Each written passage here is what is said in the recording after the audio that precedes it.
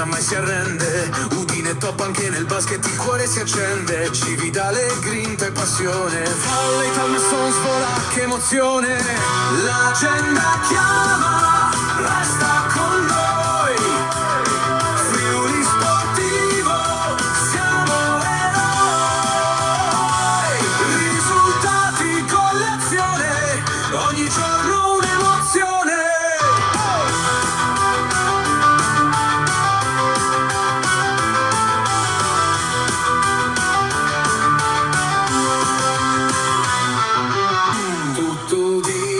Se siamo con te.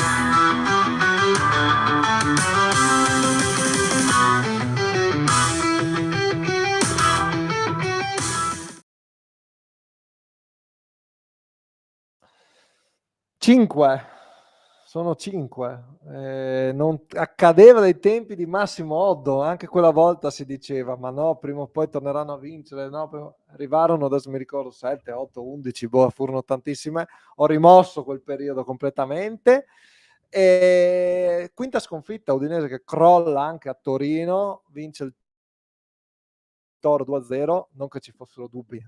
Qualcuno mi dice no, ma siete stati troppo cattivi, hanno avuto nonostante tutto le loro occasioni, ma siamo senza Toven, ma siamo senza questo, senza quell'altro. Io noto che da Verona in poi mi sembra una squadra che ha staccato completamente la spina. Buon pomeriggio a Stefania. Ciao a tutti. Stefano, Stefania e Alessandro. Ciao a tutti. Qui da noi si chiamano tutti allo stesso modo. Sì, facile così, Noi abbiamo Alessandro, un altro Alessandro, abbiamo Stefano, Stefania, abbiamo Massimo in regia. Salutiamo Massimo in regia, che non lo vedete ma c'è, però avete visto stamattina, giusto Massimo? Bene. E dobbiamo parlare di questa partita che in realtà cosa vuoi dire? Il Toro ha vinto, non ha stravinto.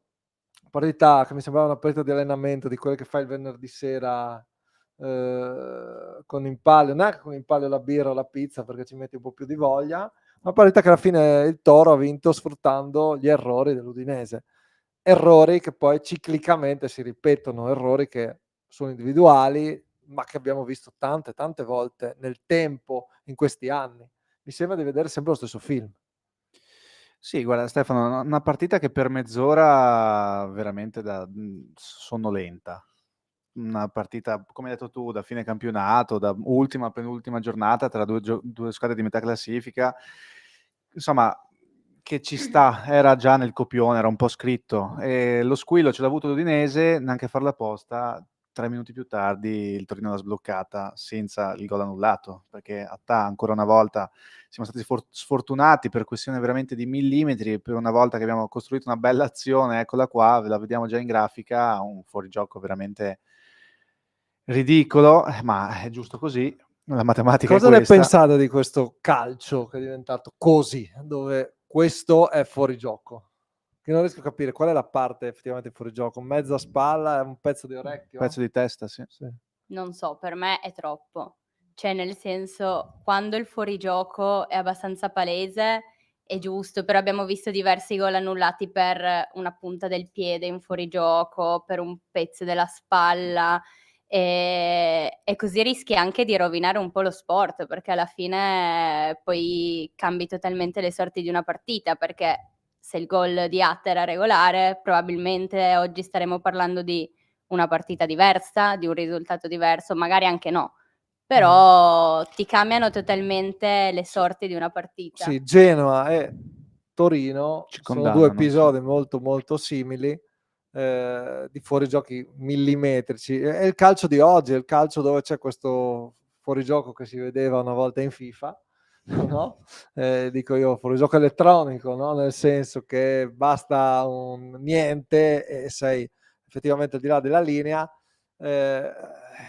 Non è, ti posso dire, non è il mio calcio più di tanto, a parte perché reputo che allora nelle altre categorie si disputi un altro sport, no? Perché se il calcio è di tutti e il calcio è una cosa che appartiene a tutti quelli che lo praticano, chi lo pratica, togliamo a livello amatoriale, ma chi lo pratica dalla terza categoria in su fino alla serie C è un altro sport, cioè non parliamo di un altro cioè di dinamiche, adesso è proprio un altro sport, perché non hai in alcune categorie neanche il guardialinee, in alcune categorie hai la terna, ma non hai assolutamente il VAR, non hai tutta questa tecnologia.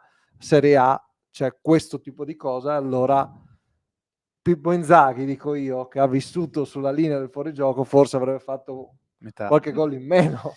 A Tanti. me non piace, da praticante di questo sport, ti dico, non è quello che vorrei. Così effettivamente non discuti più, perché se è fuori gioco anche un orecchio, effettivamente quello lì è fuori gioco. Poi piaccia o non piaccia, ma a regolamento è fuori gioco.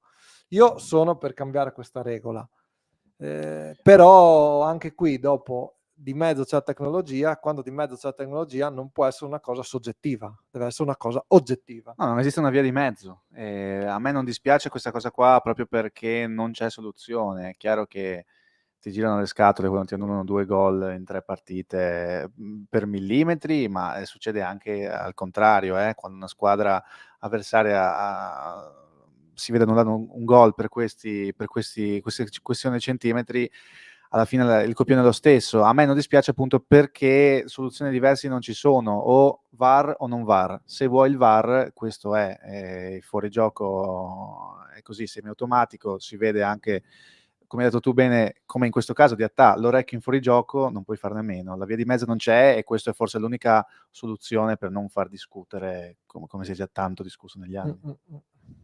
Ti piace questo fuorigioco? No, a me non piace per niente, ma poi nel senso ogni domenica sono a vedere partite di prima categoria, quanti gol si segnano così? Tanti, però lì nessuno discute con è fuori gioco, non è fuori gioco, perché? Impercettibile. Esatto, Cioè, quindi boh. dove non c'è la terna, quindi a gran parte del calcio dilettantistico, un arbitro giudica l'orizzontalità guardando in verticale. Questo è una cosa quasi impossibile. Il fuorigioco diventa una sensazione più che un... È vero che il gioco è più lento e magari riesci, però un arbitro che giudica l'orizzontalità, se sei di qua o di là di una linea orizzontale, guardandosi in verticale, io ho detto, per me è molto difficile in generale da capire. Sì. Se sei, puoi essere un metro indietro, un metro avanti, può essere un braccio avanti, un braccio indietro, nei dilettanti è impercettibile questa cosa, secondo me. Però Però quello è in Serie A, calcio. in Serie A c'è questo, c'è il fuorigioco di un orecchio, come c'è stato fuorigioco a Genoa, che era anche lì di una spalla, no? Una volta di Lucca. Che Ma poi al lì è di- ancora peggio, perché dici con l'orecchio puoi segnare, con la spalla no. E quindi Guarda, dici io lì fatico a vedere uno che ha segnato con l'orecchio. no, però Questo sai, è una parte del sì, corpo con sì. cui puoi far gol. Il fuorigioco di Guarda, non Lucca farmi era dire non discutibile. farmi dire cose che non Ti ho posso già dire. letto negli occhi, Cioè, Stefano. allora vabbè, aumenta il volume, dicono, ha aumentato il volume del proprio corpo con una parte giocabile. Però al di là del fuorigioco e non fuorigioco, l'Udinese ieri ha fatto di nuovo la sua partitaccia del momento, cioè mese da dimenticare completamente. Non riesco a capire quanto il perché, scusami, Runec non mi sembra molto arrendevole. Cioè lo vedo molto anche lui come per dire sì, questi sono i nostri limiti, queste sono le nostre assenze, in questo momento noi più di questo non riusciamo a partorire al momento. Guarda, è la cosa che ti dico ogni volta, saranno anche stufi i nostri ascoltatori di sentirmela dire. Il carattere parte dalla testa della squadra. La testa della squadra è proprio l'allenatore. Se l'allenatore si presenta in conferenza stampa con ci manca Toven, Davis a 10 minuti, Sanchez non c'è, ci manca Lucca, vediamo cosa possiamo fare. Io non sono sognatore, che è l'unica cosa che gli abbiamo riconosciuto, giusta, lui non ha mai parlato d'Europa, di conseguenza adesso ha ragione nel non fare una tragedia. Questa è la posizione che secondo lui da inizio anno spetta all'Udinese.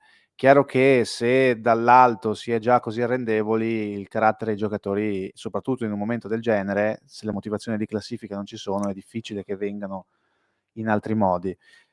Ciò che mi dispiace è un Udinese che aveva trovato il guizzo con Attà e che invece che prendere da questo guizzo un qualcosa di positivo per continuare a costruire come aveva fatto fino a quel momento lì, si è sciolta come neve al sole, soprattutto dopo il gol che frutto di un orrore incredibile di Lovric. Io l'avevo, tra virgolette, già annusata, perché quanto abbiamo costruito dal basso ieri? Quante volte Ukoi è arrivato a dover spazzare a 30 centimetri dal piede dell'attaccante? Lì ogni volta dicevo, ecco, guarda, ecco, retropassaggio sbagliato, prendi il gol.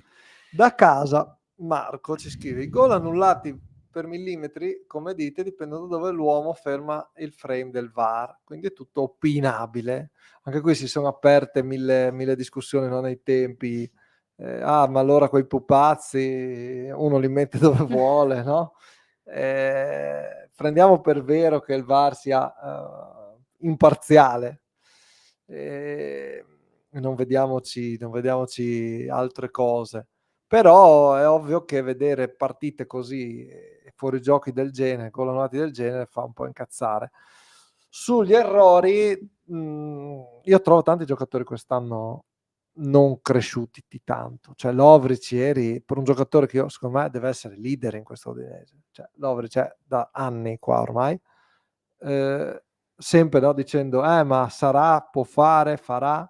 Poi però più o meno fa quel che ha sempre fatto, con mai grandi picchi, no? Qualcosina un po' meglio, qualcosina un po' peggio, però da un giocatore come lui mi aspetto trascini. Ieri, sì, un errore che nei dilettanti forse vedi, Stefania. Sì, è un errore abbastanza neanche banale, non so come, cioè che non ti aspetti quando giochi in Serie A e quando comunque non è che stai giocando da 2 mesi in Serie A. Ormai dovresti avere un po' di esperienza, conoscere il modo di giocare, e quindi sono questi errori che non ti aspetti, però comunque anche come dicevate voi alla fine, quando arrivi in questo periodo che ti mancano anche un po' le motivazioni, poi puoi anche trovare il guizzo positivo, puoi trovare quello che vuoi, però se alla fine non lotti per, tra virgolette, nulla, difficilmente poi vai avanti, perché proprio a livello mentale c'è qualcosa che manca, non c'è quello scatto. Allora, sì, è vero, però allora, a parte che sono professionisti e io la mattina mi alzo e devo andare a lavorare, devo dare sempre il 100%, anche se non c'ho voglia, anche se non ho grossi obiettivi, perché allora non avrebbe senso il lavoro in generale, inteso come professionismo, professionalità, passami anche questo aggettivo. L'altra cosa, ti dico, sì, giocatori che non è che nella loro carriera abbiano dimostrato grandi cose, ognuno ha obiettivi propri. Qualcuno mi ha detto ma guarda, ormai i giocatori sono già apprezzati, come se fossero delle mucche col tagliandino, col prezzo. Sì, sono già stati apprezzati, hanno fatto mezza stagione buona, ma per andare in una big, come tutti ambiscono, a prendere tanti soldi, secondo me bisognerebbe fare molto meglio. I De Paul, ultimi ad andare via, andare in una big e a fare Molina, cioè, Udoge. Udoge, avevano fatto decisamente meglio, senza tornare indietro agli anni in cui veramente quelli che andavano via da Udine avevano lasciato un segno qua prima. Questi giocatori vanno e vengono, ma non è che abbiano dato questo impatto. Anche Luca, sì, 10 gol, adesso è infortunato, ma 10, cioè, sì, 20 anni fa quanti facevano 10 gol? Sì. Tanti. Tanti, pensavo, Adesso guarda, nessuno fa 10 gol. ieri E sera quindi uno da 10 gol ieri dice sera ne parlavo con gente più anzianotta di noi e dicevamo proprio, ma sì, ma di sgoi, no? Jufaseve, Ance, Hubner, Lucarelli, Igor Protti, me ne vengono in mente tanti, no? Bazzani, Cossato, cioè giocatori degli anni 2000 che non andavano mai stati convocati in nazionale, no? Non trovavano spazio in nazionale. Totò di Natale, ragazzi. Adesso fai 10 gol e ti siedi e dici, boh, ok, io il mio l'ho fatto, posso andare in una big e prendere 3 milioni all'anno. Non lo so, io vedo un Udinese che nei suoi uomini leader ha perso motivazioni, ha la testa altrove. Perché lo stesso Biol che va in conferenza stampa o intervista post partita e dice a fine anno fa capire che vuole andare via, mi sembra un po' non corretto, tra l'altro un giocatore vice capitano.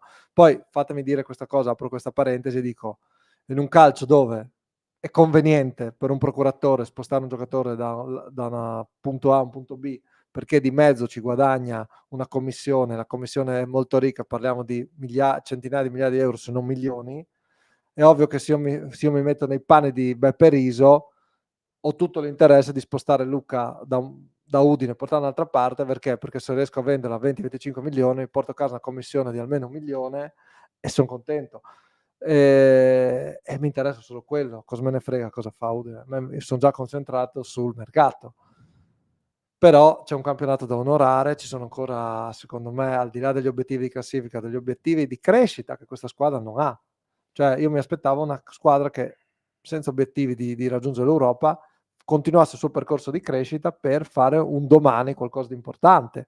Quindi vedere dei giocatori che continuavano a progredire, a maturare. Invece trovo dei giocatori la cui crescita nell'ultimo mese e mezzo è appiattita, e altri che non hanno mai trovato spazio, che continuano a essere delle meteore, perché anche lì, ma poi parleremo di Sanchez nel dettaglio, però anche i cambi, sì, gli ultimi 20 minuti metto dentro i soliti, tanto per, anche il povero Profundi quanto può crescere se gioca gli ultimi 20 minuti quando ormai la partita è già bella che è archiviata e non conta più niente, perché ormai il Torino si era messo dietro, l'Udinese più di tanto non spingeva, metti dentro un ragazzo, sì, ovvio che prende 5, 5 e mezzo, partita ormai già scritta. Come contro il Milan, Sì. buttato nella fossa dei leoni e non ha potuto, insomma, neanche girarsi, perché ormai nessuno, 4-0. tutti camminavano. Sì. Lui da solo cosa può fare? Stai, ti dico una cosa, a me non piace tanto parlare di mercato prima che il campionato finisca, ma se vogliamo fare un'analisi da questo punto di vista, ti dico la mia opinione. È vero, allora, diciamo che i giocatori possono avere già la testa altrove, penso a Lucca, se Biol vuole andare via Biol, Solé, Lovric, ho detto che non è migliorato negli ultimi anni, quest'anno secondo me ha avuto un'involuzione, non è evoluto, no, ha avuto un'involuzione, questo secondo me è il peggior Lovric che abbiamo avuto qui a Udine, e il passaggio di ieri all'indietro, la ciliegina sulla torta per testimoniarlo. Io ti dico che se dai giocatori non parte la motivazione, a me piacerebbe che partisse dalla società, perché dall'allenatore stesso, ma dalla società anche, perché il Lucca che ti sbaglia il gol contro il Genoa, secondo me, non fa gol a una big e non ha lo stesso prezzo di cartellino del Lucca affamato di qualche mese prima, che ogni cross che gli davi buono sulla testa la buttava dentro, buono o non buono, si girava e la incornava in porta. Lucca non vale la stessa cosa. Il Solé, che ha fatto la prima parte a Udine benissimo, gol con l'Inter compreso, ma il Solé che ti sbaglia l'Appuggino ieri da seconda categoria, per me perde di valore, perché una big che ti guarda Solé e dice Solé fa una cosa del genere nel momento in cui stai cercando di rimontare una partita apertissima e a 5 della fine appoggia lì un pallone nel cuore dell'area, piccola tra l'altro, quello non è un Solé da big. Di conseguenza mi piacerebbe che anche la società stessa si rendesse conto di questo e spronasse i giocatori anche per gli interessi societari di mercato, perché non vendi con la stessa forza e soprattutto con gli stessi prezzi Ma questi guarda giocatori. che lo vedi nei prezzi degli ultimi anni, non è che siamo andati su prezzoni, cioè anche chi è andato via a prezzi sì, più o meno giusti, anche cioè, bassi, perché anche lo stesso Samardžić sì, non è andato via a cifrone. No. Sono tanti soldi, certo, nessuno dice di no, ma da un giocatore come lui poteva sicuramente fare di più. Classifica, siamo intanto tornati nella parte destra, cosa che insomma era l'abitudine. Scendiamo 11esimi, Torino che vola più 3 da noi, Como e Genoa che ci tallonano ormai a 39. Il rischio, Stefania, è di ripiombare più o meno la zona di classifica solita, Sì. di chiudere con qualche manciata di punti in più rispetto all'anno scorso ne facciamo 37 a fatica, quest'anno ne abbiamo fatti per ora 40. Quello che mi preoccupa è un dato delle sconfitte, 15 sconfitte. Io adesso non mi ricordo se l'anno scorso, Ale, vai a recuperare questo dato, quante sconfitte abbiamo fatto, ma 15 me ne sembrano parecchie. Sì, 15 sono tante. Comunque alla fine anche il fatto che l'anno scorso finisce a 37 e comunque ti salvi all'ultima giornata, All'ultimo minuto. all'ultimo minuto dell'ultima giornata. Adesso comunque ti salvi con ampio anticipo. Puoi giocare tranquillamente, puoi giocare a Tra testa l'altro l'anno libera. scorso, Ale, scusami, quante sconfitte?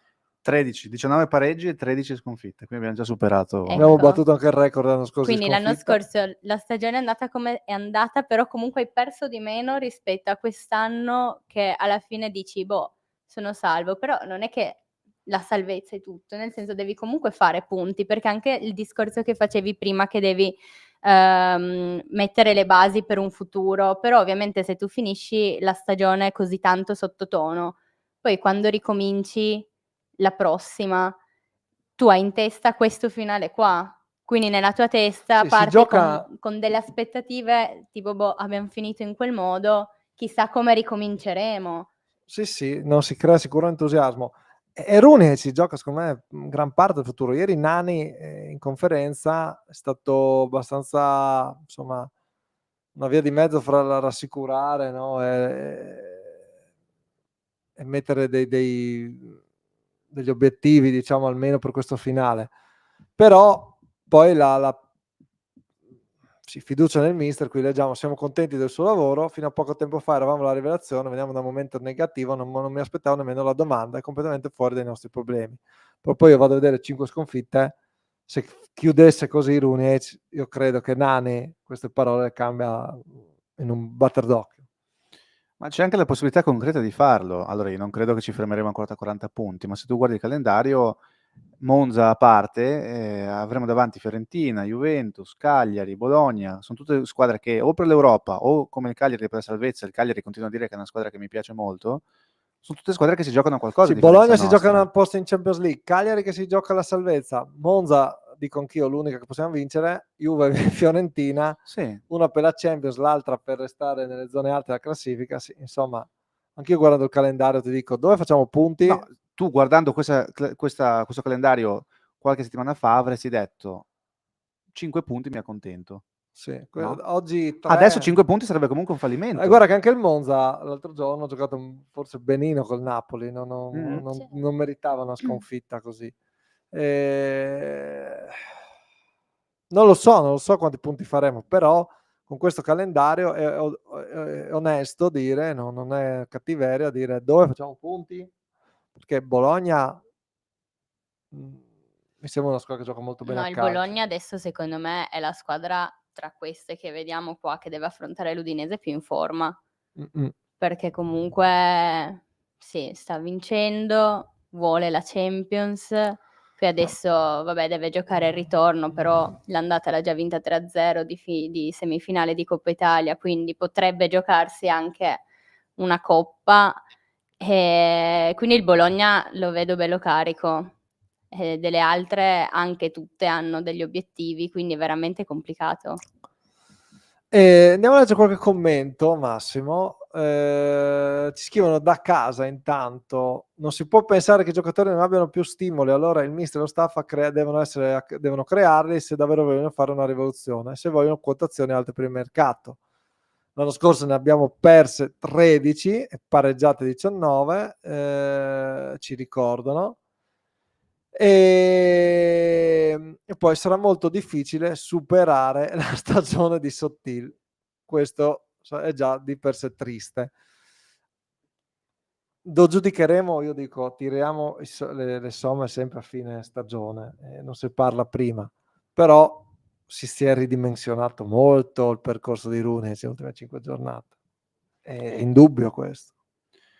Sì, non è più sicuramente la squadra ad inizio stagione, forse è questo che dobbiamo pensare alla fine. Eravamo, come ha detto Nani, una delle rivelazioni, adesso c'è stato sì il crollo, ma bisogna pensare anche a qual era l'Udinese prima. È chiaro che a fine stagione però guardi effettivamente la quantità di punti, al di là delle prestazioni, e dici: "Ecco, cosa ho fatto rispetto agli ultimi anni?" Io non credo che supereremo quota 47, 48, abbiamo visto le ultime 5. Io, come ti ho detto prima, se va bene, secondo me 5 punti sono un bottino sufficiente, di cui possiamo essere contenti in queste ultime 5. Lì poi sarà la società. Nani non ti dirà mai adesso, che lo pensi o meno, non ti dirà mai Rooney sì, Rooney no. Io penso comunque che nella sua testa e nella testa anche dei piani più alti, un minimo pensiero a riguardo ci sia. Sì. Io adesso prendo questo commento che mi fa ragionare. Stiamo colpevolizzando giustamente i giocatori, ma io punto il dito su Rooney. In quasi tutto il campionato non abbiamo visto i cambiamenti promessi dal mister, non vedo che possa cambiare. 3-5-1-1, ieri abbiamo giocato a 4 almeno inizialmente, però poi effettivamente ha ragione chi scrive da casa. Il calcio proposto a parole nella prima conferenza stampa della stagione Costa Runec, qui nei fatti non si è mai visto. No, assolutamente. Ha promesso cambiamenti, ma che erano, diciamo, erano promesse fattibili e soprattutto comprensibili, perché in quel momento, con i giocatori a disposizione, con le sue idee di calcio che ancora magari non erano sovrapponibili a quelle avute dagli allenatori precedenti, ci stava anche un periodo di rimodernamento dell'Udinese che avrebbe richiesto qualche settimana o qualche mese. Questi cambiamenti, come dice bene il nostro ascoltatore, non si sono visti, ma io penso a delle promesse anche più recenti e più facili, che l'hai accennato tu prima. Il Pafundi che deve trovare più spazio, quando se non adesso? Sì, non Io 20 penso minuti che così non buttato 20 nella minuti mischia. nella mischia così. E Quindi Sanchez, ragazzi, perché Sanchez ieri ha detto, ha fatto una storia stamattina, ieri notte, inequivocabile dal punto di vista delle parole. Io sto bene, mi sento benissimo, sono scelte di altri. Un attacco diretto a Costa Runic questo. Sì, parecchio, perché comunque lui ha appunto detto senza mezzi termini che sono scelte tecniche e le scelte tecniche non le fa di certo Sanchez.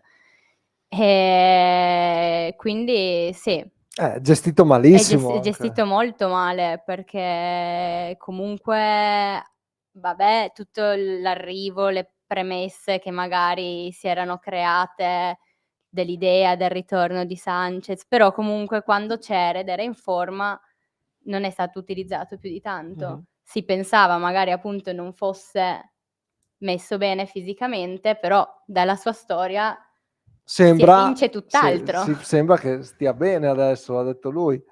Chi ha ragione in questa storia? La verità Bella sta nel domanda. mezzo di solito, no?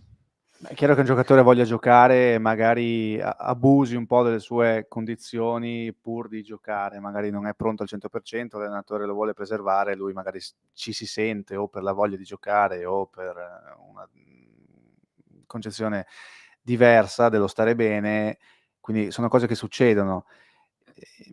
Io dico solo che questa gestione delle informazioni inerenti agli infortuni non è molto felice negli ultimi anni, l'abbiamo detto più volte. Si è partiti con Deulofeu, si è continuato a inizio anno con Sanchez, adesso la questione Thauvin, adesso risalta fuori quella di Sanchez, che dice di stare bene, chissà se è vero.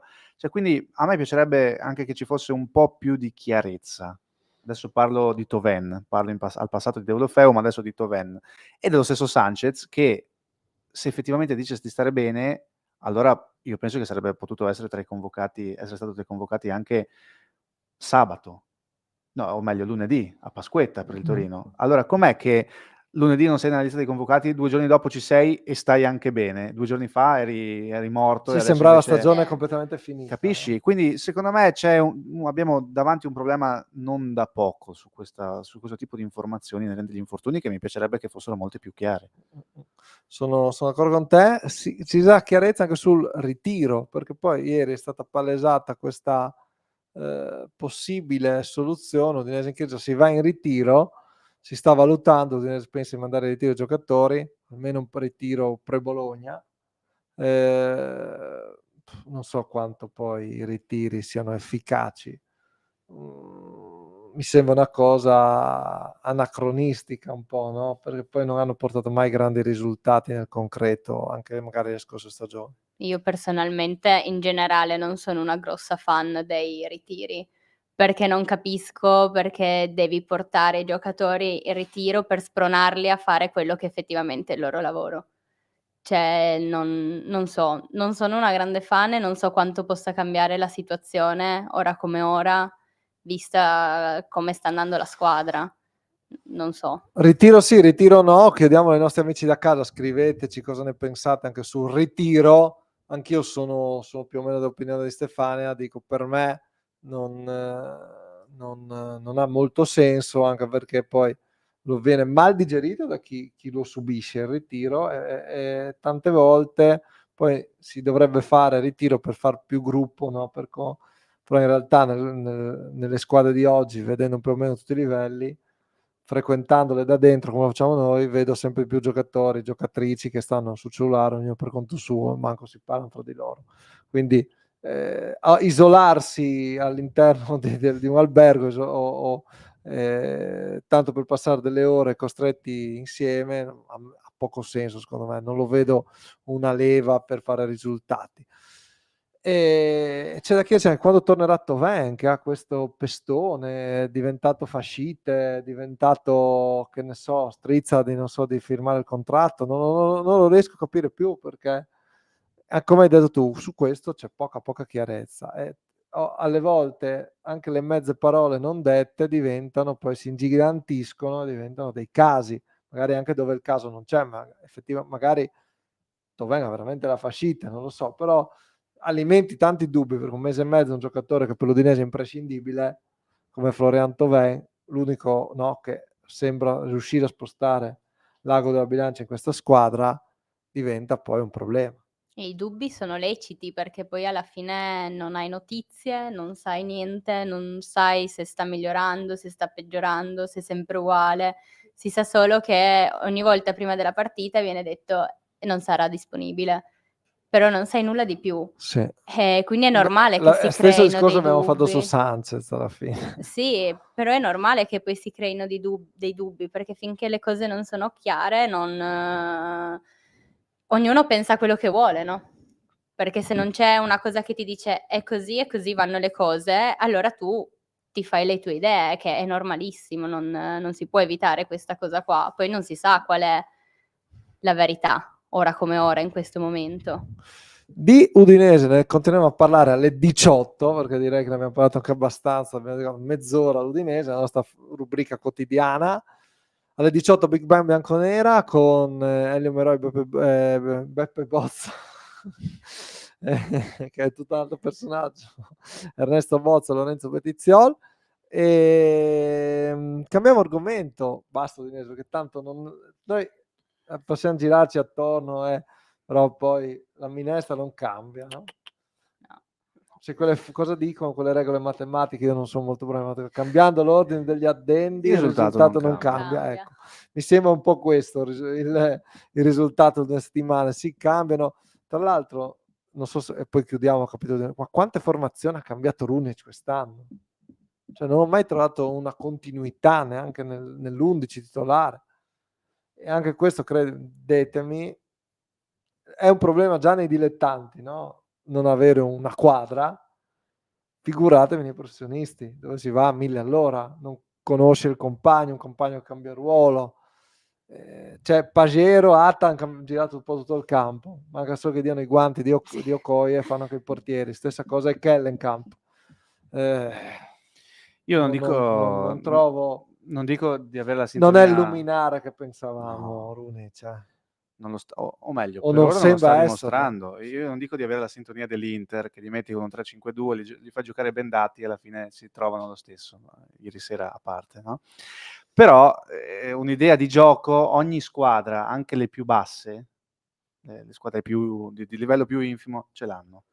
Non puoi avere un'idea di squadra se ogni settimana fino al venerdì, per noi giornalisti e tifosi, ma io penso anche alla squadra, perché io ci credo quando lui ci dice domani scelgo, domani vediamo, cioè non sa mai se si gioca a 5 a centrocampo, si gioca a 4, difesa 3, difesa 4, chi sta dietro un giocatore va anche provato con continuità. Ok, e Kellenkamp ha fatto male dietro a Luca, Attà ha fatto male dietro a Luca, ma l'ha fatto per 60 minuti. Sì.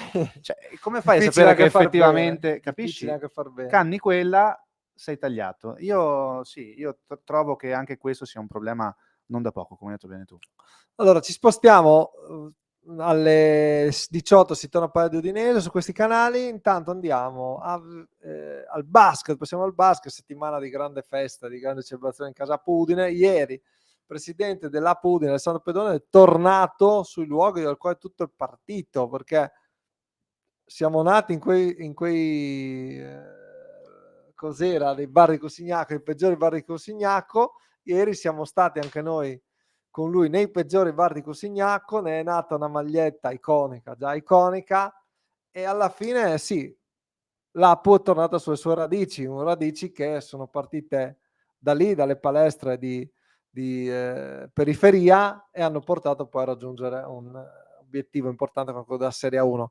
Settimane di giusti tributi, giuste celebrazioni. In campo si festeggia poco perché si continua a vincere, battute anche Pesaro. Ieri, scambiando qualche parola con i ragazzi, ho detto: "Ah, com'è Pesaro?" Eh sì, facevano i fighi e non li lasciamo vincere. Adesso ho detto: "Fate i fighi, adesso vi mostriamo noi." Mentalità da campioni a Pau, che ha quella mentalità vincente che magari, detto io, poi dico che lo dovremmo vedere nell'Udinese. Sì, ma l'Apo sta dimostrando di essere grande in tutti i sensi. Era preventivabile, o meglio, era pronosticabile. Io l'avrei pronosticato un calo, ma anche mentale più che fisico, dovuto poi alla vittoria del campionato, dici dopo Rimini. Ma quest'Apo dimostra di voler essere proprio grande fino alla fine. Ha battuto Pesaro in piena corsa playoff, quindi una squadra con uno dei migliori americani della categoria, di conseguenza non proprio l'ultima arrivata, ma anche dal punto di vista storico, anche per il campo in cui gioca. L'ha battuta con merito, adesso arriva a Torino, altra squadra che si gioca un posizionamento migliore nei play-in barra playoff. Sì, mi viene da dire che l'Apus se la gioca di nuovo da favorita, ma non tanto per la classifica, ma proprio per la situazione fisico e Mentale. mentale che sta attraversando. Squadra che ha trovato quelle giuste alchimie, no, è diventata squadra. Si è unita, si è trovata, si sono creati questi meccanismi, che poi hanno portato la squadra di Adriano Vertemati a diventare veramente la squadra più forte del campionato. Ma tutto è nato lì, è nato a Cusignacco, ricorda il presidente Sandro Pedone, che parte dalle radici per continuare a andare in alto, perché conoscendo la persona oltre che l'imprenditore, ti dico, è uno che non mi sembra si accontenti così facilmente, di neanche raggiunto questo obiettivo si pone nuovi obiettivi. Ieri c'è stata poi tra l'altro la consegna della maglietta al rappresentante, diciamo, della comunale di Cusignacco, e al titolare del bar, che è stato preso come il peggior bar di Cusignacco, che scherzosamente ha detto: "Ah, ecco, adesso ho capito qual è il peggior bar di Cusignacco." In realtà gli ha fatto piacere questa cosa, perché non è che nasce dal claim, no? Dal famoso claim che era una pubblicità della Pampero, ricordate, dai peggiori bar di Caracas. In realtà è per far capire che è una storia comunque che per arrivare in alto bisogna partire pur da qualche parte, e là poi è partita veramente dal basso. Percorso durato anni, sacrifici per raggiungere in alto.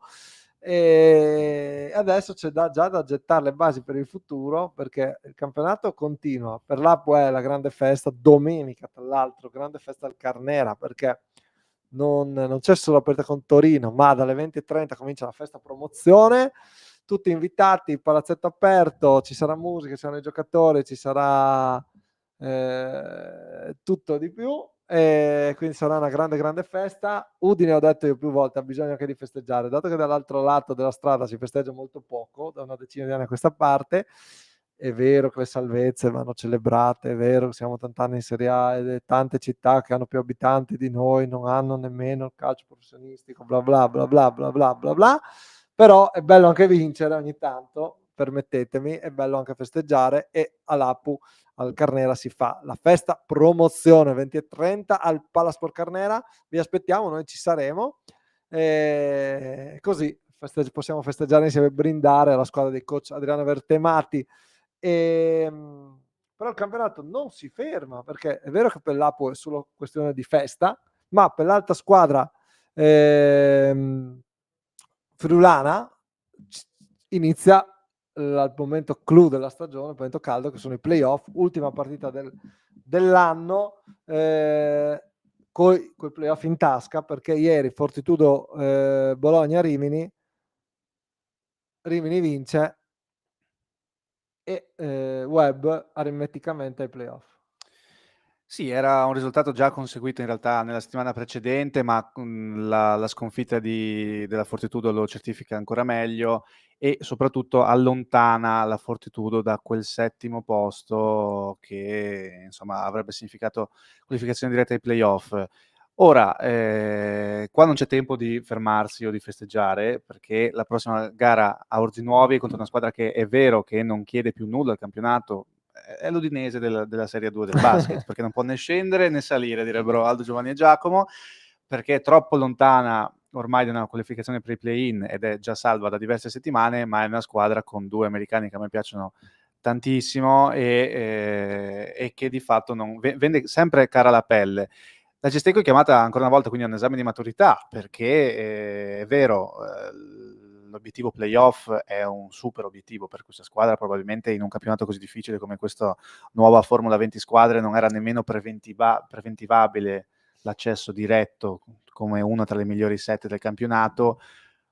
Ora non ci si può rilassare, perché comunque una vittoria permetterebbe di scalare ancora magari qualche posizione, dipende anche dai risultati di Rieti, Forlì e tutte le altre più avanti, e significherebbe appunto giocarsi un calendario playoff contro una squadra magari con armi peggiori o meno migliori, diciamo, ecco così, perché di squadre peggiori in questa 2 non ce ne sono affatto. Già il fatto di potersi giocare il fattore casa è un altro obiettivo che secondo me non era preventivabile per una squadra come la Cestecco, che invece è stato raggiunto, e quindi ci sarà ancora più divertente anche per il Cividale stessa, la città e insomma il popolo friulano poter vantare di giocarsi i playoff in casa, almeno nelle gare casalinghe, comunque la maggior parte in Dove casa. può arrivare? Dove può arrivare? Allora, il grande vantaggio dei playoff, al di là del fattore casa, è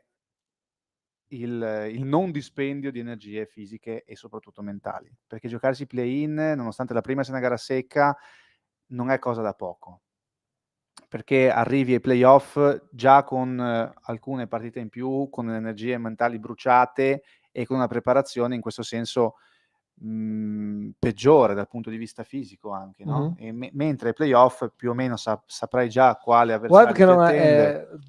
qual è cioè, potrebbe tranquillamente battere il suo record perché si è sempre fermata al primo turno, no, dei Esatto, playoff.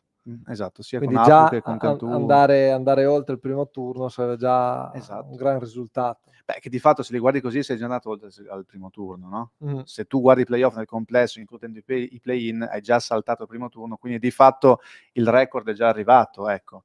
Sarebbe bello giocarsi anche una semifinale, playoff, non dico Ha nelle finale. corde la squadra del Pilla, È una squadra di se sta pazzi. bene. Stefano, io dico sempre, è una squadra di pazzi, se lo dicono anche da soli tra di loro, è una squadra di ragazzi giovani, affiatati, un gruppo di matti che può sorprendere. Bisogna capire se anche alla lunga, quindi gara 1, gara 2, gara 3, eventuale 4 e 5, riesce a reggere l'urto di squadre più grandi, perché se la Fortitudo si gioca i play-in ti rischi di beccartela contro, no? Capisci? Ci sono squadre più grandi, più blasonate, Pesaro, Torino.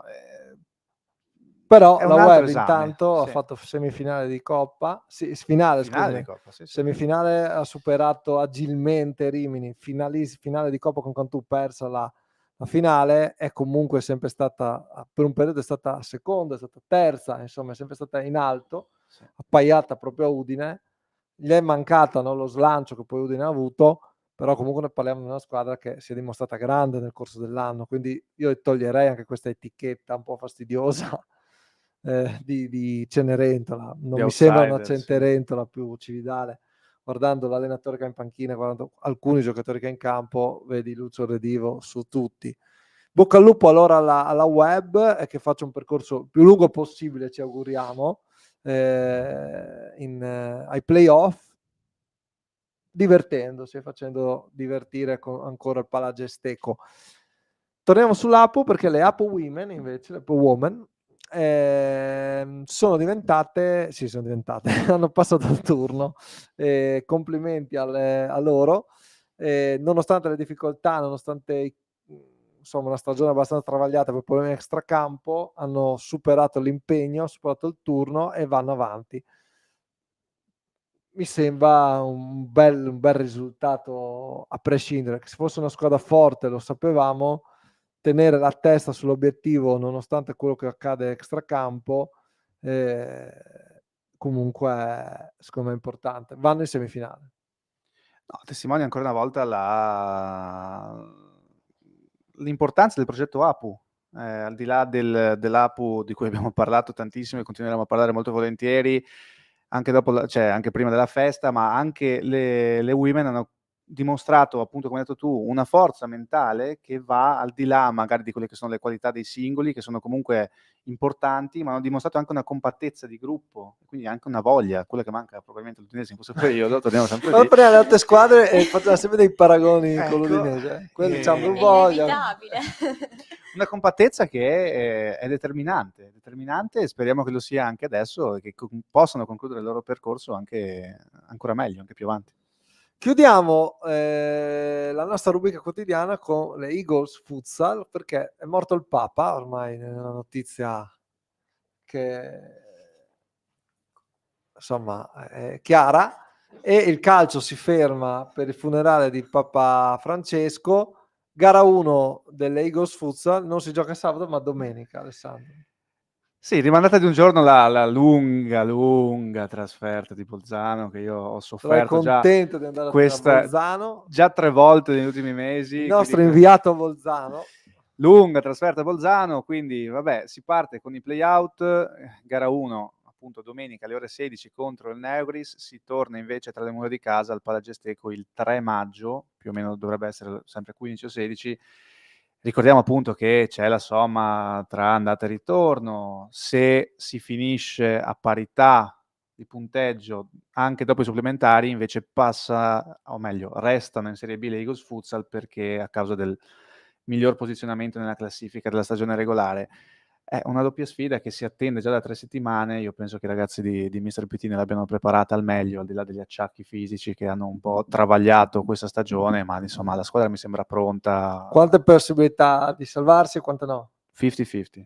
50-50? Sì, signore. Ma sai, i playout sono così, ancora più dei playoff. Playout sono 2 gare secche a sé stanti, quindi io non... Due anche al di là finali. anche perché i precedenti sono uno per parte, quindi mai come stavolta 50% per parte. 2 finali vere, non come le ultime partite della stagione dell'Udinese. Eccoci.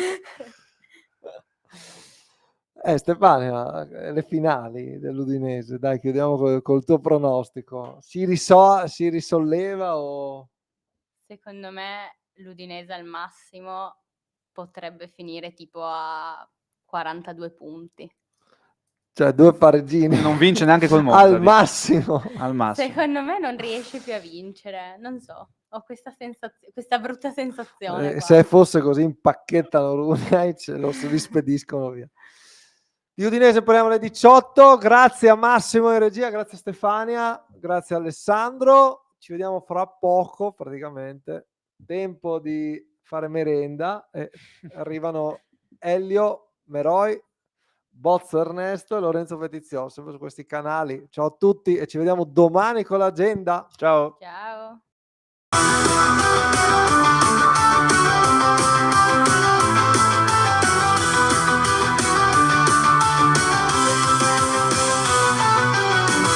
Udinese lotta mai si arrende, Udine top anche nel basket, il cuore si accende, ci vi dà le grinta e passione, Volley Talmasson svola, che emozione, l'agenda chiama, resta con noi, Friuli Sportivo, siamo eroi, risultati con l'azione, ogni giorno un'emozione.